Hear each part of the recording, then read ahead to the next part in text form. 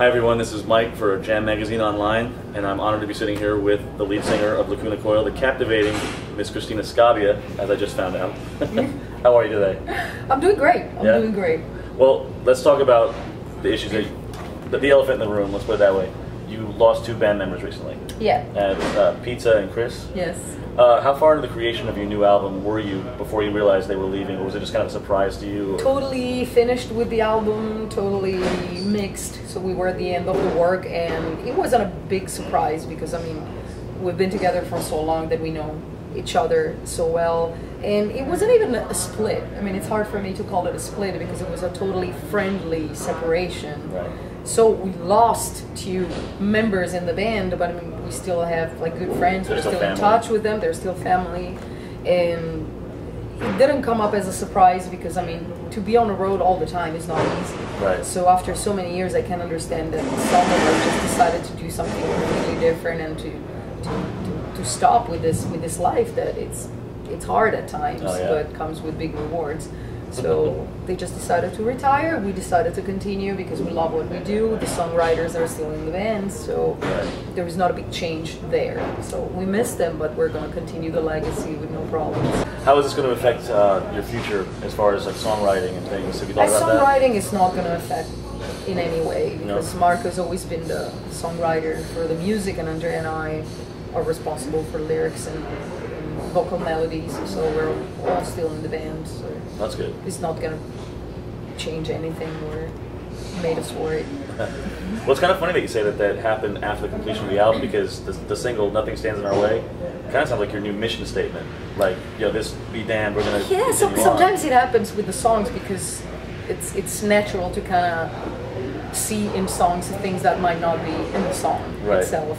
So life imitates art. We actually wrote the song because we thought about the old history of the band. We thought about last year, the year of songwriting was really harsh for some of us because of some personal experiences.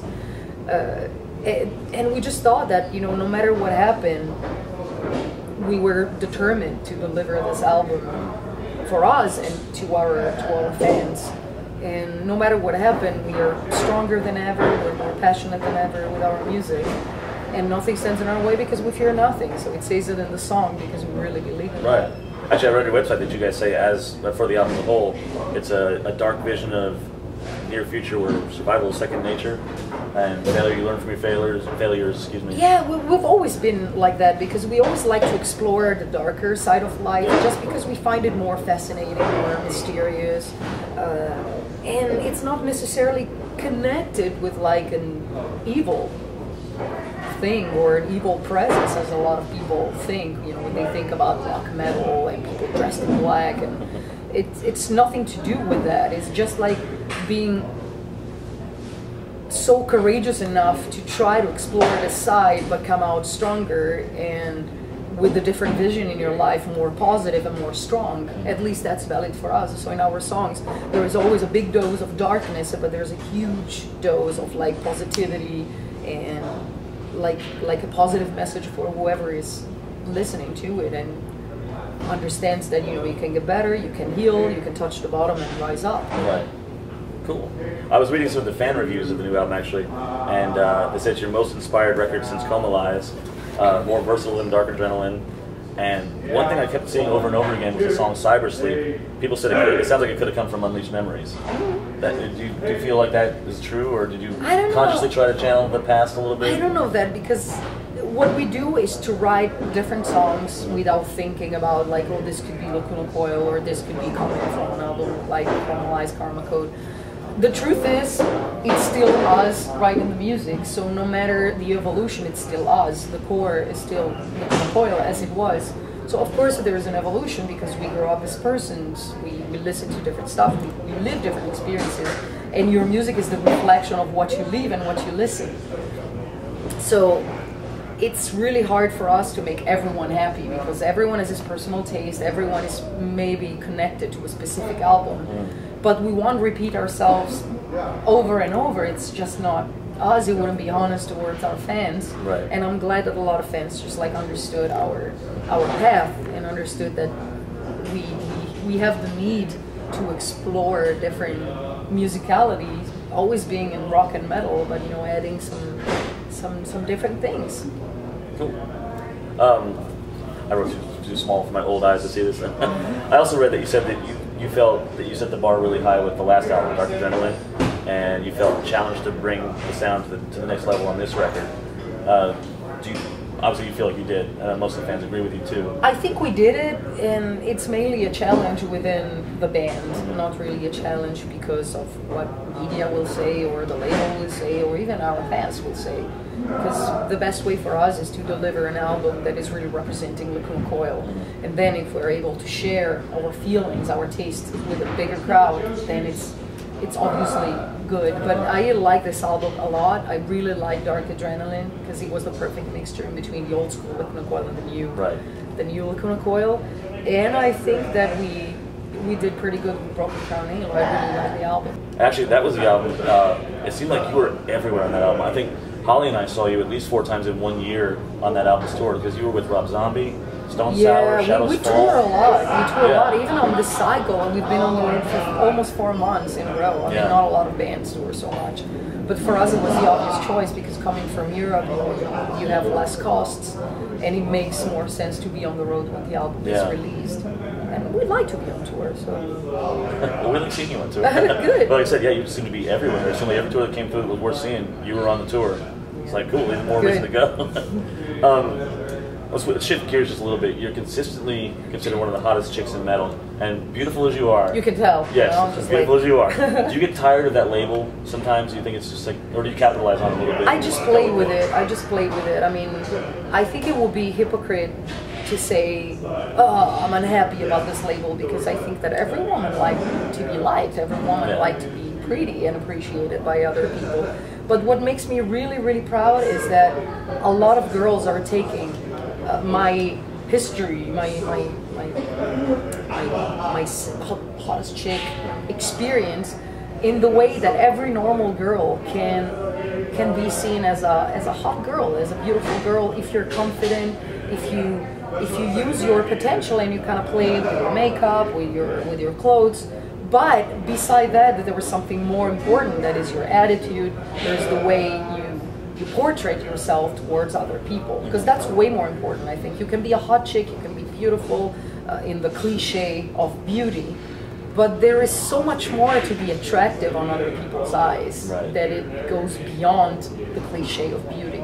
So I'm really happy that, you know, the new generation and a lot of girls can get that from me. Yeah. You know, like yourself, look at yourself in the mirror. I can be pretty, I am pretty, I'm unique no matter what. You know, I always say perfectly imperfect, because I mean, I'm not perfect. I'm not, you know, I don't have the body of a model. I don't have the perfect boobs. I didn't even brush my hair today. I have no problem going out. You know, I have no makeup on now, but this is my face. This is what I am. So I accepted myself, and I hope I portray the image of a person that is like, I like myself the way I am, because there's nobody else in the whole world just like me. So no matter what, you're unique. So I want to deliver this message out. There you go. There you go. There. I want to just talk music with you for a while. A few more minutes because we're almost done here. For someone who's never heard Lacuna Coil before, which at this point is unheard of, I'm sure, but what song do you think most defines you, as far as like, what would you play for someone new to tell them what your band's about? That's hard to say. This is actually a good question, because I think that for bands, most of the time there are a lot of prejudice, if you want to call them so. Like, a lot of people think they know you. They're like, maybe they saw a picture of you, so they immediately think that you're playing that music, that you're gonna be like that live, and then they check you out live and it's like, whoa, I was blown away, it was completely different, there was a lot of energy, you guys are moving a lot. Because maybe from the pictures they're expecting us to be very static on stage. And our show is really theatrical, even though we don't have a lot of props, because we cannot really bring like all the setup that we might use in Europe because of costs, because of transportations problems, because of logistic problems. But we are a very energetic band. We interact with the crowd. What I can tell, because a lot of people tell me, is that after every show, they go back home with a smile on their face because of the good vibes during the show. And this is what is making my day every day, because that's what I want to hear. And musically, it's hard to describe. It's a mixture in between the European and the American sound. it's a mixture in between the dark goth atmospheres with rock, with metal, with a cinematic aspect, with a lot of arrangements with strings, orchestral strings. We have two voices, so sometimes it's more aggressive, sometimes it gets more melodic, but not necessarily because I am the melodic part and Andrea screams, because it can be the other way around. So I think they just should give it a listen, maybe a couple of times, because some songs have so many layers that one time is not enough. Right. Even Broken Crown Ale, our latest record, has so many layers that a lot of people, it's like, I had to listen a few times because it almost sounded kind of simple at first, and then they heard all the voices under all the arrangements. It's way, way more complete. So sometimes you really have to listen to the music more than to know the description of the band. So just tell the fans, pick up the new CD then. What's the first album you ever bought with your own money?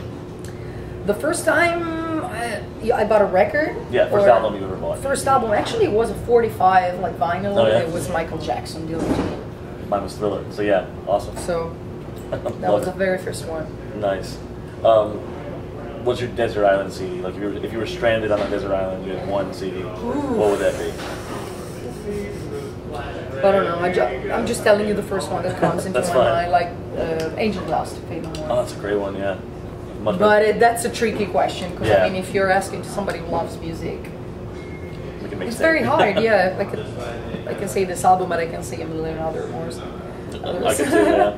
What is your, let's say, guilty pleasure? Like, fans of Cristina Scabbia would be so surprised that you listen to this one thing. What is it? What's on your iPod that you'd be shocked at? I don't think that would be shocked, because my fans know that I'm pretty open-minded and I can listen to Meshuggah, but I can also listen to Lady Gaga with no problem if I want to have a dancing party on the bus. I don't like barriers. I don't trust people that just like listen to one kind of music, because you can like one better than others, but there's so much more and so many different moments in the day. I mean, you can cleaning up your house with like Madonna records. I don't trust people who don't like food, animals, and different types of music. Well put, so yeah. I don't think they're a secret. I mean, they know that I love Lady Gaga. I love pop music at times. She's great live, by the way. She's great. She can sing. She's a pop artist that refuses to lip sync. She brought like a rock and roll wave I was to surprised when I saw her, to the pop scene, and I love that. I love that. She's a good artist. Me too. I like her a lot. Last question, okay, and I want to definitely answer this time, not skating around it. Yeah. If this all ended tomorrow, Yeah. what song would you want to be remembered for? Maybe Heaven's a Lie, because I mean it's a classic. It had a huge impact on a lot of people, and sometimes it's been misunderstood, because a lot of people think that it's a religious song, which is not. It's basically a song that tells you to have your own opinion about things, to not to trust what everyone else tries to put in your head. So if you want to apply to religion, you can be free, but it was not about that. It was more like, I'm free to do whatever I want. I'm free to have my own opinion about things and continue with my own life. So I think it had a good message, and a lot of people like this song, so I think that would be my choice probably. Very good. That's all I got. Any closing thoughts from you that you want to tell the people? Well, yeah, to check us out if you don't know us. If you know us, we are on the road for a few more days in the States, so be sure to check us out. If not, see you in Europe. If not, we'll be back anyway. So And buy Broken Crown deal Halo. with it. Broken Crown Halo is out on Century Media, yes? Century Media, yes. Pick it up. They're proud of it, and they have every reason to be. So, Cristina, thank you very much. Very pleasure speaking with you. pleased. Thank you so much. Until next time, guys. Thanks.